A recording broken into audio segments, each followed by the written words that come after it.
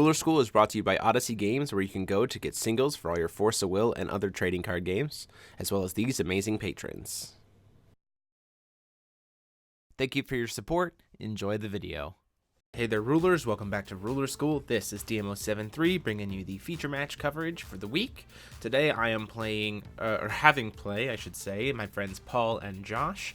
Paul is playing Loki God Box. It is updated Loki machine mystery box kind of shenanigans, making use of new cards from Awakening of the Ancients, including the new Master Rune. And Josh is playing an Ares Brunhild list. So it's designed to go very wide, very quickly, and kind of just swarm, kind of rush down your opponent and make use a lot of the cards from Awakening of the Ancients.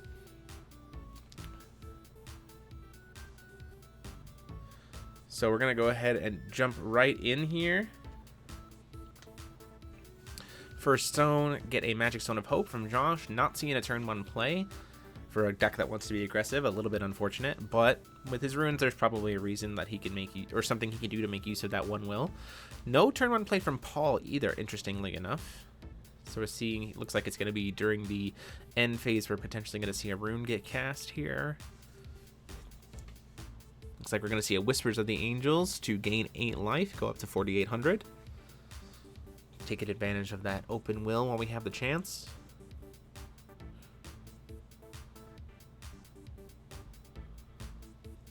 Drawing for turn, seeing a Protection of the Angels off the top. We do see, drawing a card up of Whispers, and then a Messenger of the Sun off the top. That's pretty good as well. Basic white stone here. Looks like we do have a Bethor. Potentially looks like that's going to be cast here as the turn 2 play. Solid card, especially the card has still always been solid in white lists. It's reanimatable with air. You can do all kinds of stuff with it. Draw a card, replaces itself. It's a flyer for some early aggression. Just an all-around solid card. Down comes the Guinevere for Paul. Gonna go ahead and put the counters back on itself. Looks like we have a Leviathan in hand, or a mini Leviathan, a couple of Lancelots, a Mosasaurus. Ooh, and there is a Garmheld in there, so we'll probably see the Garmheld come down. Not a lot of 1-drops in that hand though, which makes the Garmheld a little bit less optimal, but if Paul can draw into a couple, then that card gets very big very quickly and helps Paul get to a mystery box early. Josh gonna go ahead and move to combat after calling stone. Swinging in the air for 5. Paul says, sure, I'll take that. Goes down to 35. Doesn't have a way to stop it. Doesn't look like there's any removal in his hand right now.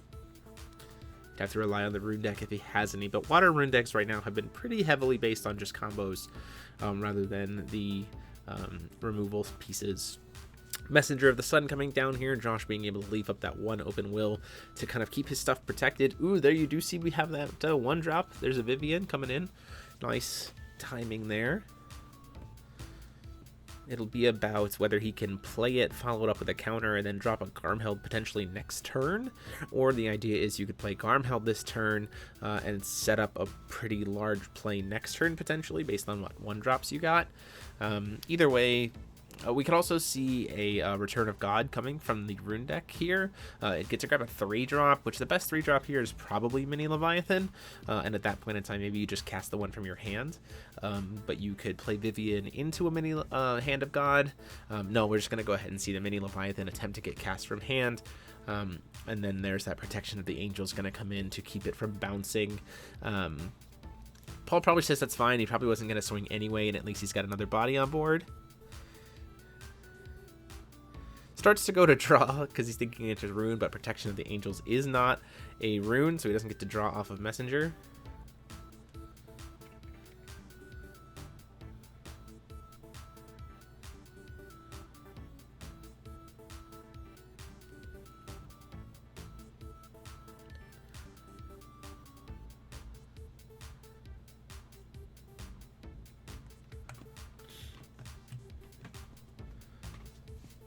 With that buffed up Messenger, Paul wasn't going to risk making a swing, so we're just going to go ahead and see it go to Josh's turn here.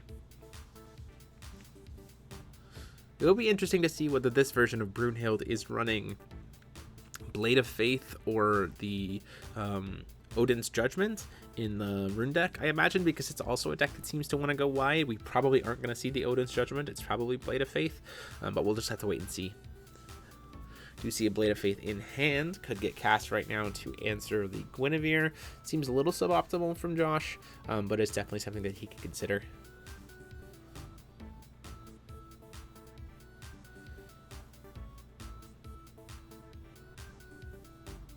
Seems like he was thinking about potentially playing another Messenger of the Sun.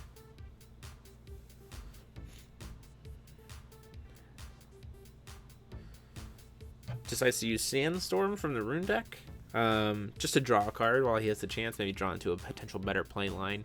And then we see the Moonlit Bunny. I can't remember its name, I apologize, but it is now a 6/6 flyer because of having Rune 2. Josh really seems to be considering whether or not to burn the Blade of Faith that's in his hand right now on this Guinevere. Honestly, don't think it's a terrible idea, just to get Guinevere off the board. It can cascade pretty quickly. The Mecha Leviathan itself also not posing a giant threat. But instead we're going to see a Volley. So Volley, a new card. For every Resonator he controls, he gets to deal 3 damage to target J/Res. Excellent card for this kind of deck.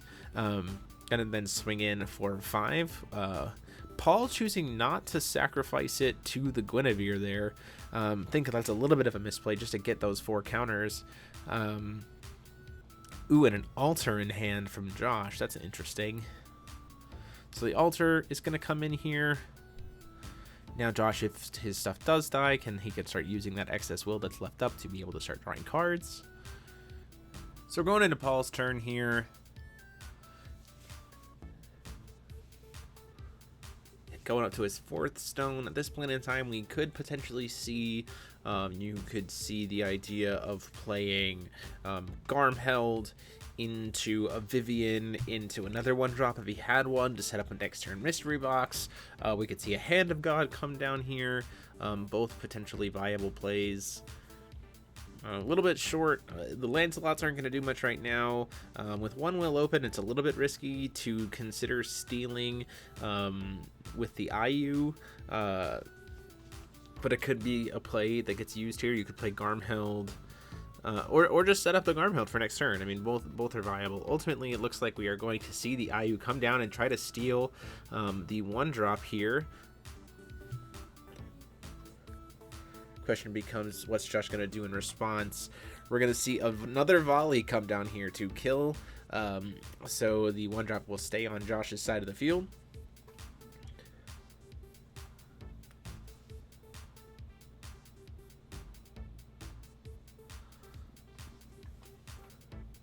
Burning the Energize here, going to go ahead and play the Lancelot. This, at least with maintenance, will get him 2 spot removals. I imagine that's a potential play line here, is to use maintenance, get the extra counters right now, and then potentially immediately burn them. He could also swing into the Bethor here while Josh is tapped out. Right now we're at 5/7, so we can kill the Bethor. We're going to attempt to see a block. Lancelot can shoot it out of the way with his 3 counters, and then the Bethor can kill it, or the Guinevere can kill the Bethor. So ultimately a really good call here.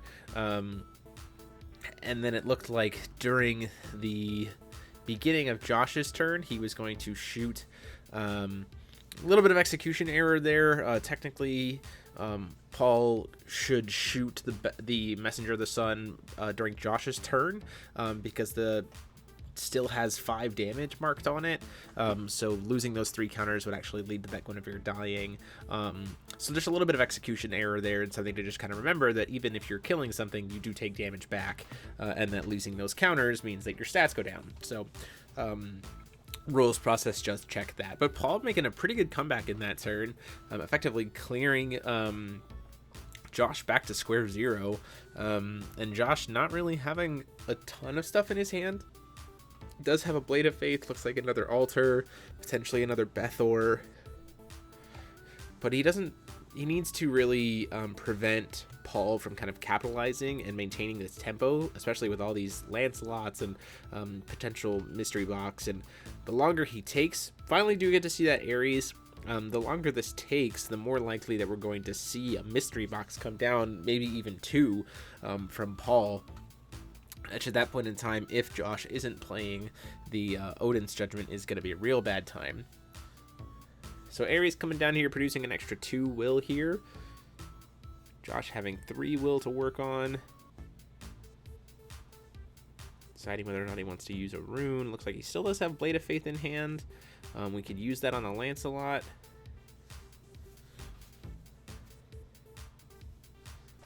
Spending 1 of the 2 floating. Yep, we're gonna see the Blade of Faith from the rune deck, so now he's safe with terms of going wide to try to kill the Lancelot. We're gonna properly banish it to Guinevere this time to get her some counters.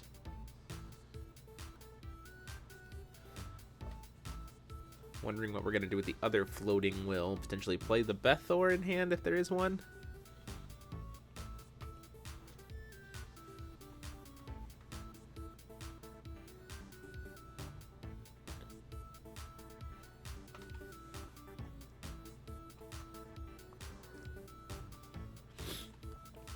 Deciding to use the other one for a second altar and then just passing the turn there. So Paul in a pretty good spot here to be able to start making some pretty big waves. We see a Vivian come down. Probably another Lancelot, I imagine, comes down here.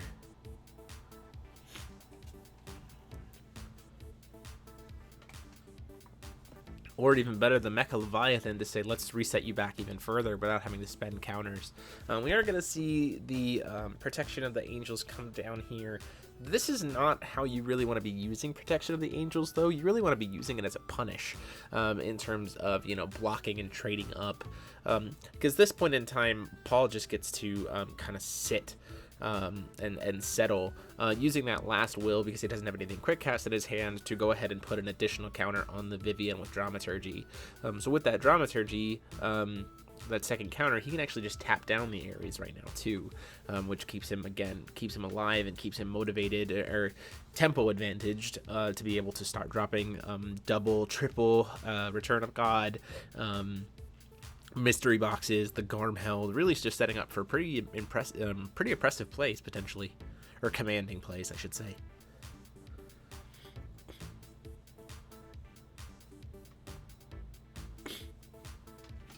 Blade of Faith coming down here.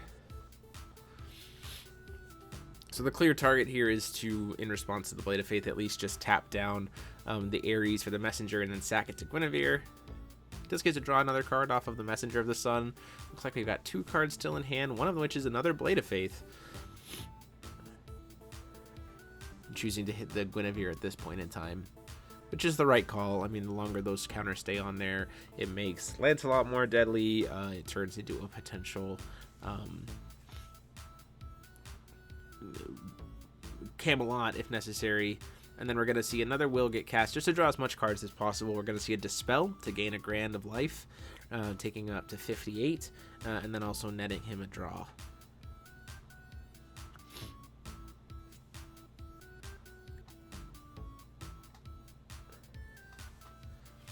At that point in time, we pass the turn.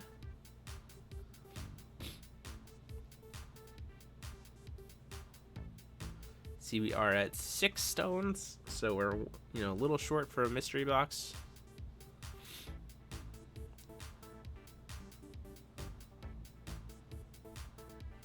We are going to see that Mosasaurus from hand come down. Now the question here becomes, is it attempting to kill the Ares or attempting to lock stones? It is actually going to go ahead and go for the stone lock. It's an interesting choice here. I think it's probably the best choice just to get guaranteed value, because you never know if there might be another Protection of the Angels in hand if you try to kill the Ares, thus making it, essentially just paid 5 for a 15-10 that didn't do anything. At this point in time, he again maintains advantage and forces Josh to kind of be on the back foot. If he wants to play that Ares that he just drew, he'll have to call stone and then pay out. And sure, he'll get 2 floating, but that doesn't really give him much to do during Paul's turn, which again, if Paul can start to establish Hands of God or a Return of God or Mystery Box, because Return of God now is going to start hitting some really big stuff for only 2 will, because we just have so many stones.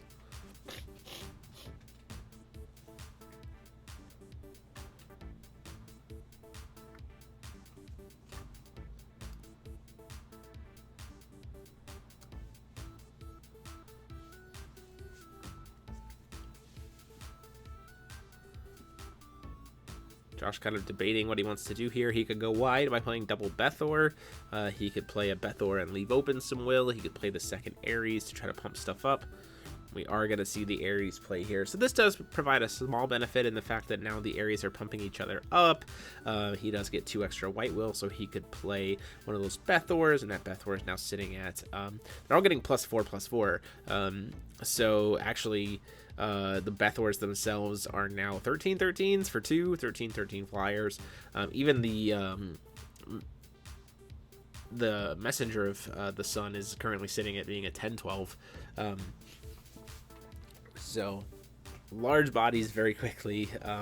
Paul definitely needs to find pretty much a wide board into a Lancelot. Is probably just closes out the game here. Paul has to kind of accept the 10 damage there.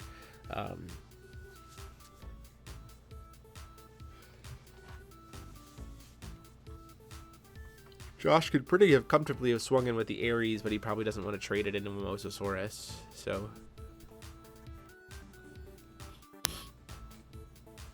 we're at 7, and so we're going to go ahead and see the mystery box come down from the rune deck. A little unfortunate for Paul not having one in hand, because this means that there's always a potential for him to hit one off of the mystery box.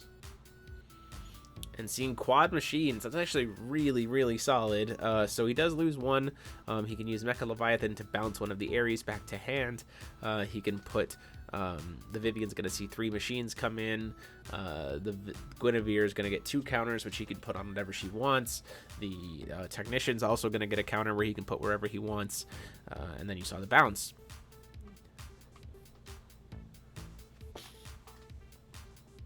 So ultimately, it looks like we're just going up to 6 counters on the Vivian, which is really great because now he can tap down 3 things, and Josh only has 3 persons on the 3 Resonators on the board, so he can just lock Josh down completely from being able to attack next turn. If Paul can keep this board established until next turn, then we're going to see a Lancelot most likely, and at that point in time, we're going to pretty comfortably see a board wipe.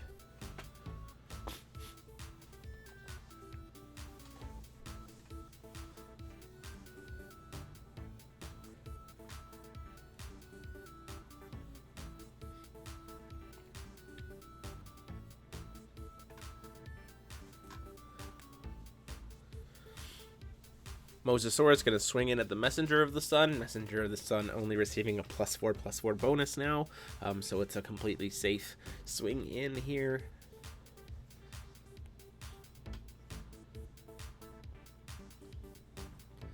Says that's fine, you've killed it.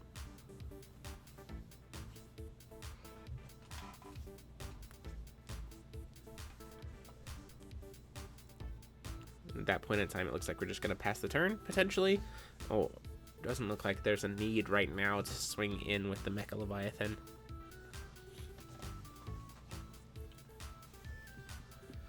So now we're getting to an interesting position. Josh, playing Blade of Faith, has already used several, including the one from his rune deck, and isn't playing Odin's Judgment. So he's already burned 2...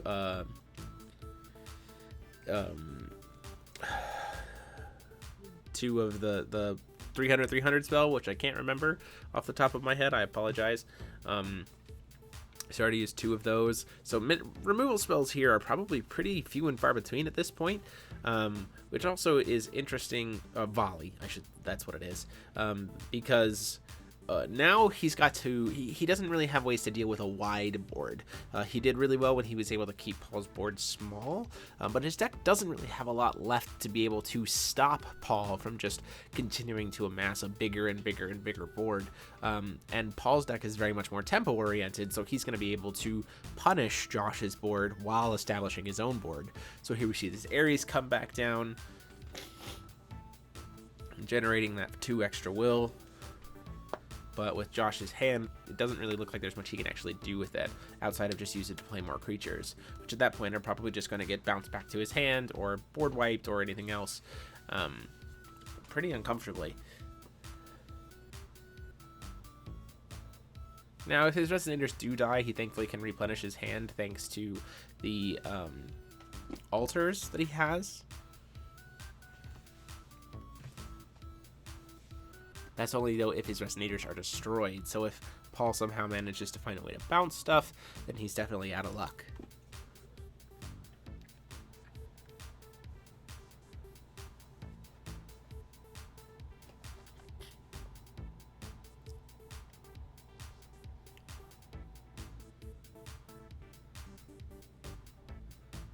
Seeing another volley here to attempt to kill the Vivian. At that point in time, we're going to go ahead and tap down both Ares and the Bethor. So preventing all of this damage from being able to be, any damage from being able to come in this turn, and completely tapping down Josh's board outside of the one Bethor. And then we're going to go ahead and just sacrifice it to the Guinevere and get 2 counters that way anyway. So at this point, Josh is completely out of cards. No cards in hand, and if Paul can bounce stuff as opposed to destroy it, he can't replenish with the altars. So pretty dicey situation here, especially since Hand of God can go grab probably anything in the deck at this point that it hits, going up to 8 stones. I don't know if Water is playing anything that costs more than 8. Oh, you see he does have at least 1 Dragon's Lord's Breath there in his hand. Plays a Guinevere. Gonna put 2 counters on the Skyround Technician.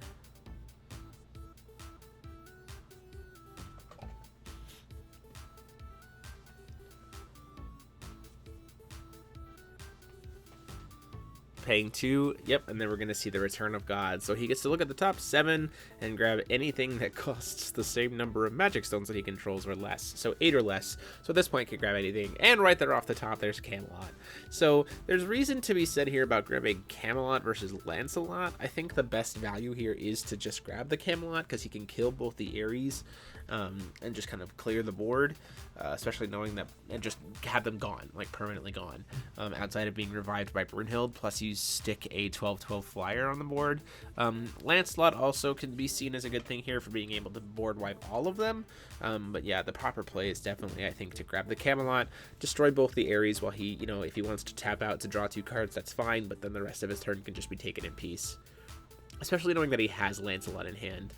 We are going to see a Ring of Eternal come down to save at least 1 of the Ares. Paul's fine with that, knowing that he has the Dragon's Lord's Breath in hand. So if that Ares that has Eternal, you know, he could just bounce it. He could do kind of whatever he needs to do there to get rid of it, if he had to get rid of it this turn. But ultimately, it's not too big of a deal.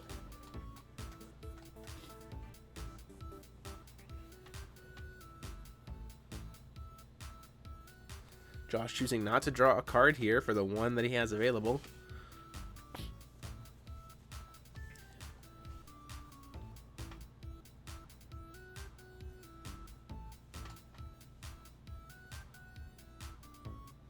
Lancelot coming down.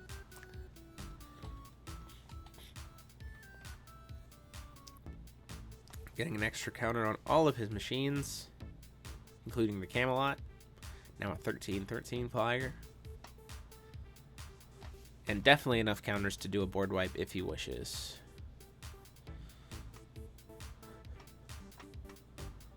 Forgetting to put a counter on his own Lancelot there.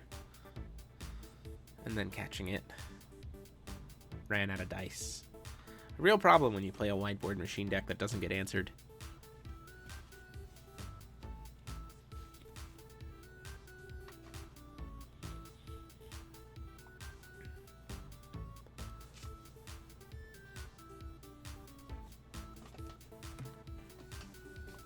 Following it up with a Diverse Evolution to add even more counters to the board.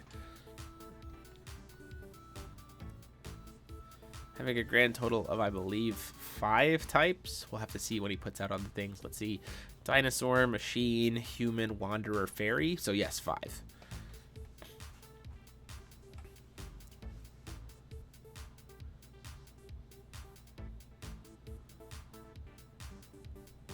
So getting a grand total right there of an extra 13, 16, 18, 19 counters.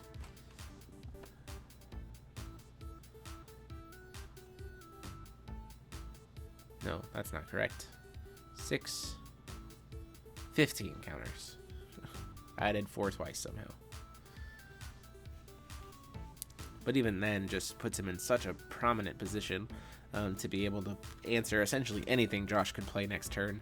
Not to mention this turn, he can just choose to swing in. He is sitting at potential double board wipe, so there's something to be said here about the idea of board wiping potentially during the upkeep of Josh's turn while using Lancelot to kill anything that would be attempting to block. Swinging in for 13 here. Blocking with the Bethor. Says that's fine, you can draw a card off of that. Angel of Hope, not really going to do him much advantage there.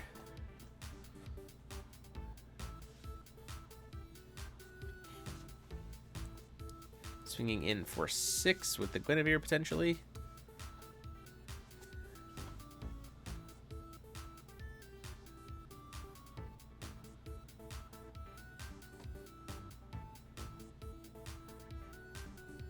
Says that's fine, I will take it. Goes down to 52. Swinging in for 8.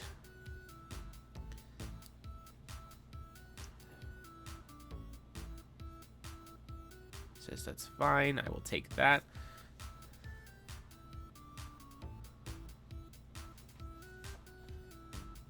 It's down to 46 or 44.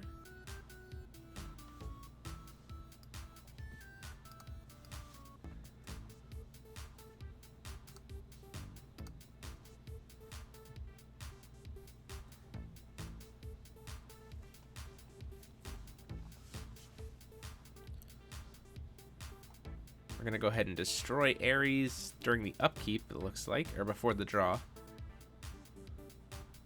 Oh no, I think we're missing that it doesn't have it, that it has Eternal. I think both players forgot that this card has Eternal at this point, because in response to a block, it looks like...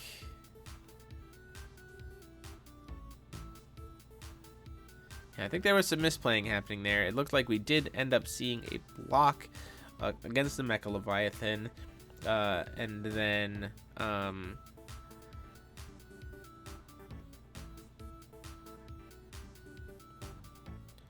attempting to kill the Ares in response, but the Ares shouldn't have been able to be killed because it had Eternal for the turn.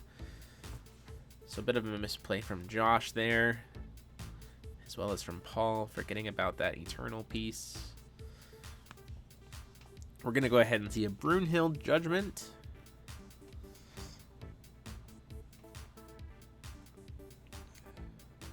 It's going to revive an Ares. Ares is going to produce a couple Will, which then he can use to potentially play some cards that he has in his hand. Looks like he does have another Volley, potentially. Down comes an Ares for 2, essentially, producing another 2. So at this point, paying for himself. A March Hare, and then leaving 2 Will open, knowing he's going to get 2 stones into play tapped because of the altars. But I think at this point in time, he might be at all of his stones. 1, 2, 3, 4, 5, 6. No, he will get his last 2 stones here. Josh saying that doesn't really need to worry about having the inverted stones. Also choosing not to grab stones off the top. March Hare, and then a Bethor gets played down at the bottom by tapping out. So this is essentially game at this point. He's completely tapped out. Paul can just choose to board wipe, and then play another Lancelot, or if he has another mystery box. There's a lot of options here that pretty much all end in Josh taking this, or sorry, Paul taking this first game. We'll have to see exactly how it finishes out.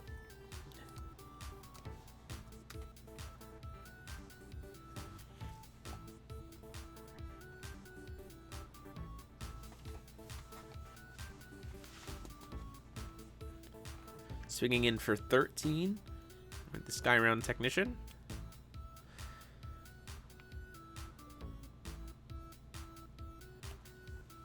I imagine the play here is if he blocks with Brunhild, he lets it happen. If he blocks with anything else, we see a board wipe.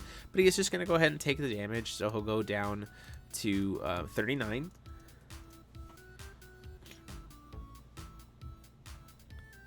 Swinging in for 15. Here with the Mosasaurus.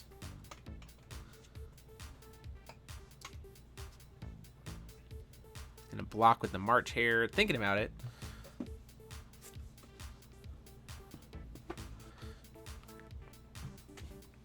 Blocks with the March Hare, and I imagine, oh, he's just going to use the bounce spell from hand to draw a card and put it back in his hand, hitting him for another 15.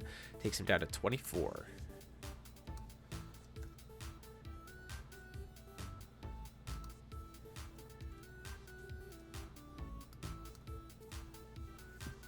Swinging in for 8 with Mecha Leviathan.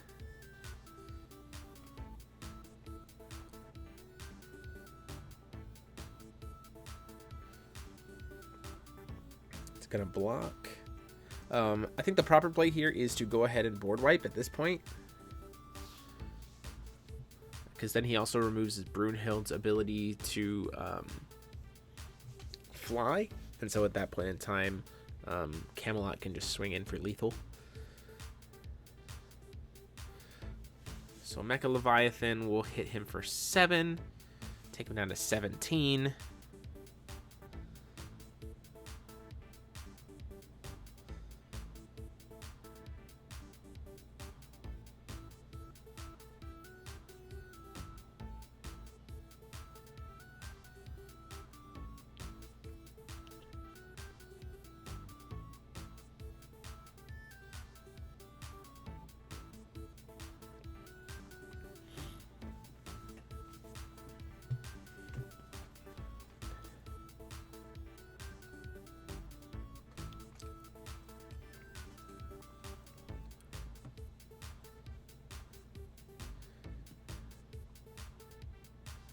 Choosing not to board wipe, interestingly enough. The altars are going off to reduce attacks of things so that he doesn't die this turn.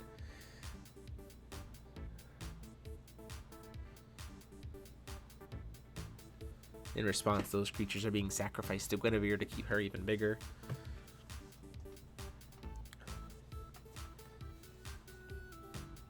Everything can attack at this point in time, so the Mecha Leviathan is going to connect, take him down to 17.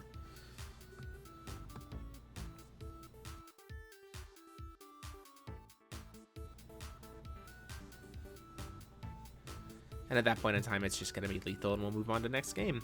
It's too many creatures for him to have to block. As we go into the next game, don't forget to hit that subscribe button and the bell down below so you're notified when all of our videos goes live, and consider supporting the channel by being a member here on YouTube or by checking it out on Patreon for all the cool exclusive perks that come with supporting us. Thank you guys so much. Let's go to the next game.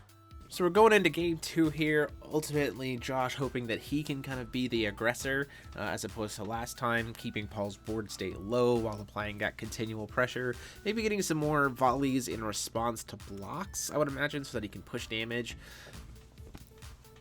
Ultimately, just trying to see a better early game, I think. Not worrying too much about the protection and just kind of wanting to push through to get that pressure in. One thing to note that these players were playing in a tournament, so there was time being played in the back. They were on a clock. They were playing a 50-minute round. So we are moving into game 2, and at this point in time, they'd been playing for just over a half an hour. First turn, Angel of Hope. Finally seeing some of that early game aggression.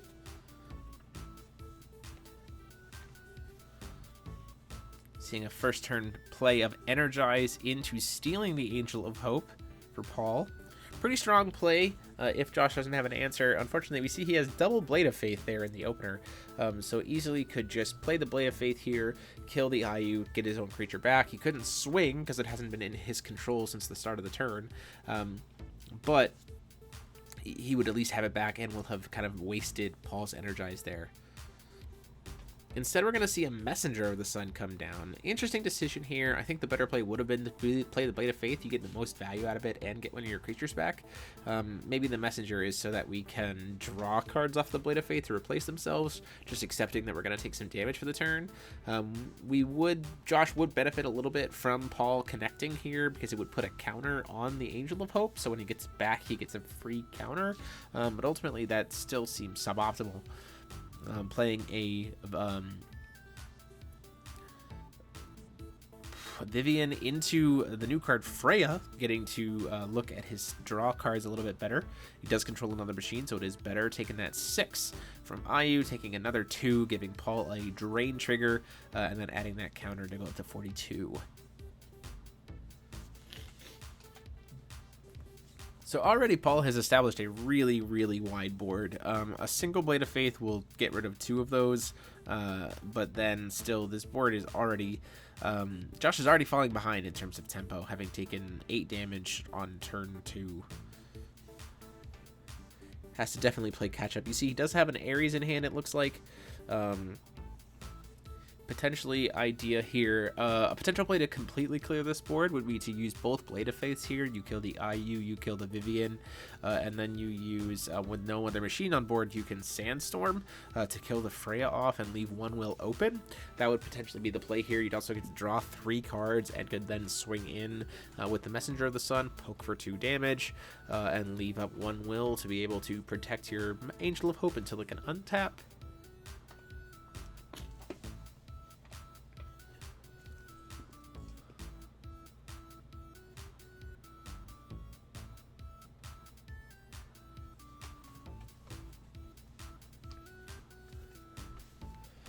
Not sure if Josh necessarily sees that line. We are going to see the Blade of Faith here to kill the other Vivian. Gets to draw a card off of that as well. Now the question becomes, is he going to Sandstorm as well to get rid of the Freya?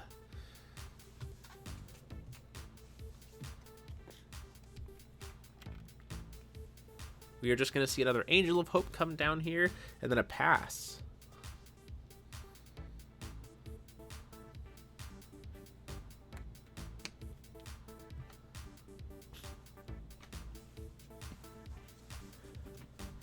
Using Freya's ability to kind of pick which card he's going to be drawing here.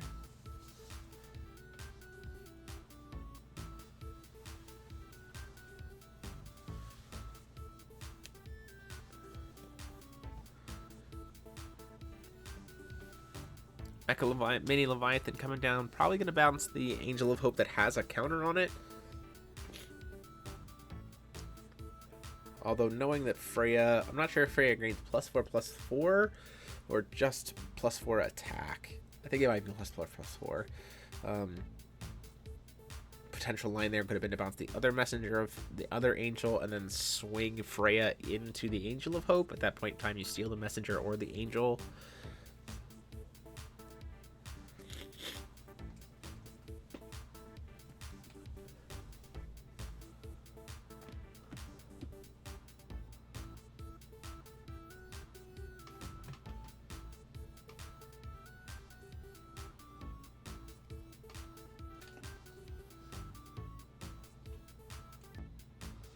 So Josh, once again, feeling the sting of kind of being on the back pedal. You see he does have the Ares, so he could play that and follow it up with a 2-drop or a 1-drop. Looks like we're going to potentially just be trying to draw into better cards here. Oh, no, the Ares is going to come in. It's not necessarily a bad in this position. He can turn on, potentially start moving towards turning on the +4/+4 bonus, and at least here the Angel of Hope is at +2/+2. Flyer, Sandstorm coming in here. It's not going to kill Freya because he controls another machine, but he does get to draw a card off of it. Missed the opportunity to kill her when he had the chance after clearing all those machines off the board.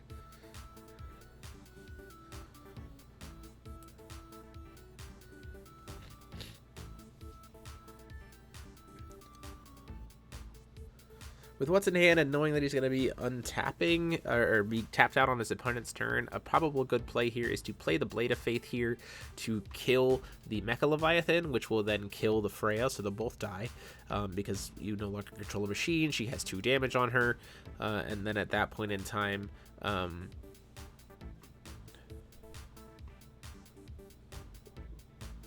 think both players are missing again that Freya should be dead because he doesn't control a machine anywhere. And she has 2 damage marks on her.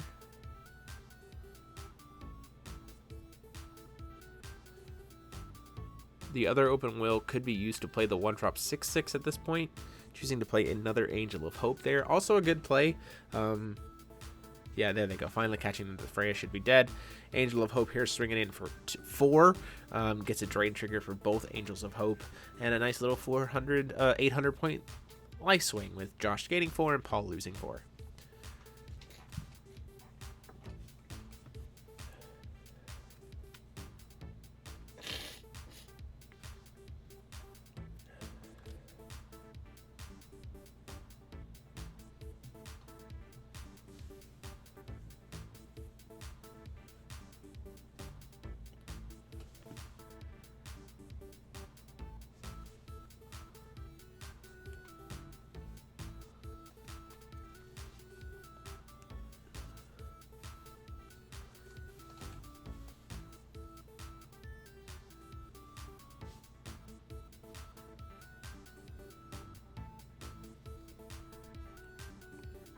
So Paul's sitting in a table's turned very quickly, both directions for this match.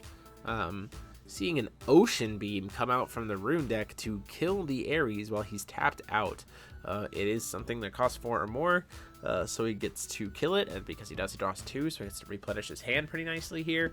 Ultimately, not having a ton of stuff in hand to work with.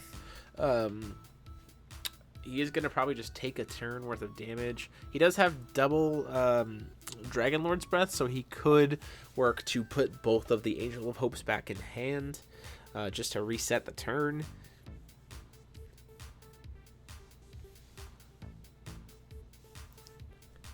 Josh here feeling in a much better position, but at this point he is fighting against the clock in this tournament.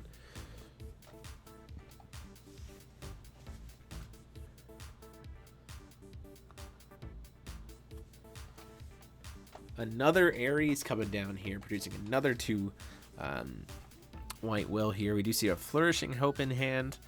Not that that protects you from potential bounces, but it does actually serve a dual purpose. Using a Ring of Legends to draw a card here with one of the 2 floating. Or sorry, Dispel to gain 1,000 life here and draw a card. Going up to 46. That makes both of his Angels of Hope a little bit bigger because he just gained life. And he gets to draw a card because of the Messenger. So just getting a lot of value off these cards. Still having 1 floating here. With 1 more rune revealed, they'd be getting +4/+4s per Ares. And we are going to go ahead, it looks like, potentially see that happen with a Whispers of the Angels. Gain another 8 life. Trigger both of the Angels of Hope again, and then now they're getting +4/+4 from the Ares, and we get to draw 2 cards. You see we have a Volley and another Messenger of Hope, or another Flourishing Hope. So just a lot of stuff in Josh's hand to keep this board protected from everything except bounces, as well as being able to potentially punish based on if he is able to maintain a board state. Choosing to tap out here to play the 1-drop 6/6 flyer. So now it's a 1-drop 10/10 because of Ares. And then moving into combat. Messenger to swing in for 10. Take him down to, 6. Take him down to 28. Angel of Hope getting bounced back to hand. And then we're going to see the second Angel of Hope getting bounced back to hand. Paul recognizing that he absolutely cannot allow those 2 to connect at this point for those massive life point swings. Paul might be trying to play for a draw here based on what the time on round is. Just knowing because he won game 1 and they are in a tournament. Most of our feature matches don't take place with a clock, but this one, these guys were kind enough to sit down and record during their tournament for us, which is why we're going to go ahead and acknowledge that there is a clock.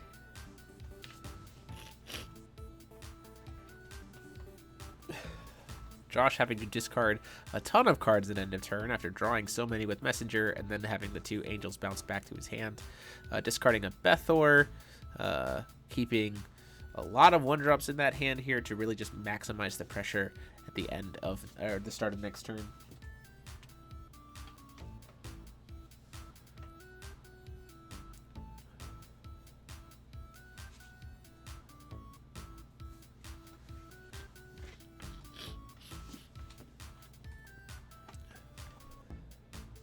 Paul a few turns away from hitting a God Box or a Mystery Box here. He can do a Hand of God or Return of God for 2.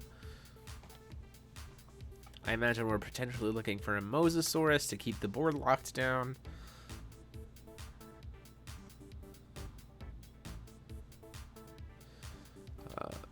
Not seeing a ton of too much good stuff here.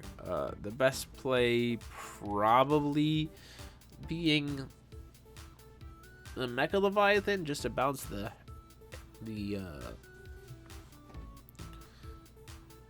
Ares back, but that's not really doing a whole lot other than just putting a body on board and slowing Josh down, and just giving him, that's something that it can't attack.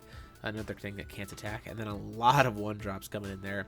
Yeah, Mega Leviathan to bounce the Ares, just to slow down the pressure as much as possible.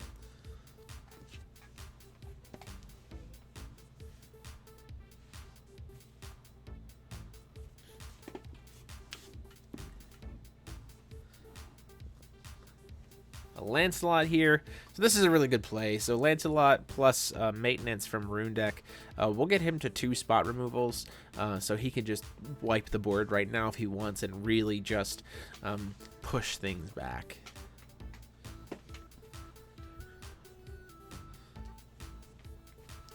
If I'm Josh in this position, I'd probably go ahead and kill these things now, knowing that white has a lot of protection. I haven't seen a Flourishing Hope, but I know there's also a Ring of Legend still in that Rune deck, so I imagine that we probably see both of these creatures just get killed right now, just to prevent any kind of shenanigans during Josh's turn and just really reset him down to 0 momentum.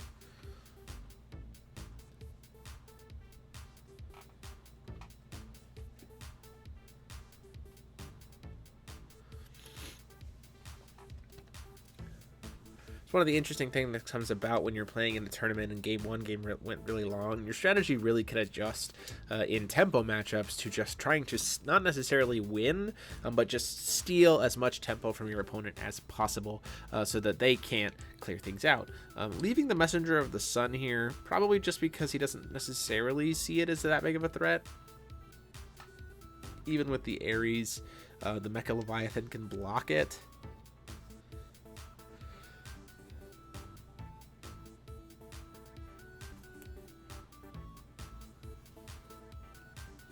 At that point in time, they have hit time on the round. Josh has turned 0, so if you haven't seen this before, end of round match procedures occurs as follows. Current player becomes turn 0, and then it goes 0, 1, 2, 3. So Josh has this turn and 1 more to deal 2,800 damage to Paul. So at this point in time, it's really unlikely, and Paul is absolutely just playing to make sure that he doesn't die, because if he can stop Josh from killing him, then because he won game 1, he would ultimately win the match. So both of these decks kind of having a little bit of a just slow start. We see a volley come down here to kill the Lancelot, a little bit unfortunate for him. Lancelot being a card that can really help him just prevent Josh from getting that damage because of his ability to spot remove quickly at instant speed. We'll have to see. Paul does have access to Diverse Evolution in Rune Deck here, so if he can establish a Lancelot with a couple of 1-drops like a Vivian, the idea of playing here probably Vivian, then Guinevere, then Lancelot, following that up with a Diverse Evolution just to have a ton of counters, probably just seals the game, because at that point in time Josh would be unable to do any damage to him during his turn. Ultimately, we see a Garmheld come down here, following that up with a Vivian, putting a counter, gets to produce 1 Floating Will because of the Garmheld effect, and then a Lancelot getting cast here. We're going to see a volley on the Lancelot in response to his effect. So we will only get to see 1 counter come on to the, or 2 counters, Vivian here. Ultimately, that's probably enough, because Vivian can just tap down the Ares, and I don't think there's a way for Josh here to push through with just Angel of Hope for 2,800 damage just in this turn. So that is actually going to be the game for Paul, but we're going to see Josh kind of attempt to walk through the sigils here. It is important to note that when you are playing in a tournament to watch the clock. Paul ultimately kind of taking advantage of the fact that Josh kind of just kept putting pressure in. We've talked about this on the Teachers Lounge before, in that there is a good time to just consider scooping when you're looking at the clock and playing a tournament, and I think this match is a good example of that. As we go through this final few seconds here of the match, I just want to say a huge thanks to both Paul and Josh for playing and being willing to be recorded. We'll work to get deck profiles for both of these lists up later this week, and also just remember to watch the stream this weekend, going out to Top Cut Comics to stream their Seven Kings Conqueror tournament. I'll be playing in the tournament, so the stream will be more casual, but we hope you guys will check it out on Sunday. That's going to start at noon Eastern Standard Time on Sunday. We're going to be streaming that event all day. So ultimately here, Josh, to kind of close it out, Josh is applying the biggest board possible, recognizing that he just wants to then tell Paul that he can't do 5,800 damage on his turn. Not that Paul was trying to do that at all. And then Paul leaving up the 2 counters here just in case he moves back into combat with Ares to try to finish things off. But then at that point in time, we're just going to go ahead and say that is the end of the game, because Paul will just have to draw for turn and then end the turn. So then it's the end of time, and then there's the match. So showing each other's hands. Big thanks to both these guys again, and for being such great sports about it. Hope you guys enjoyed it. Let us know what kind of other feature matches you'd like to try us to see put again on the channel in the future, as well as whether or not you want us to put these timed matches as well, or just to try to play full matches regardless of time. We'd love to hear from you down in the comments. But until next time, this has been DMO73 saying class dismissed.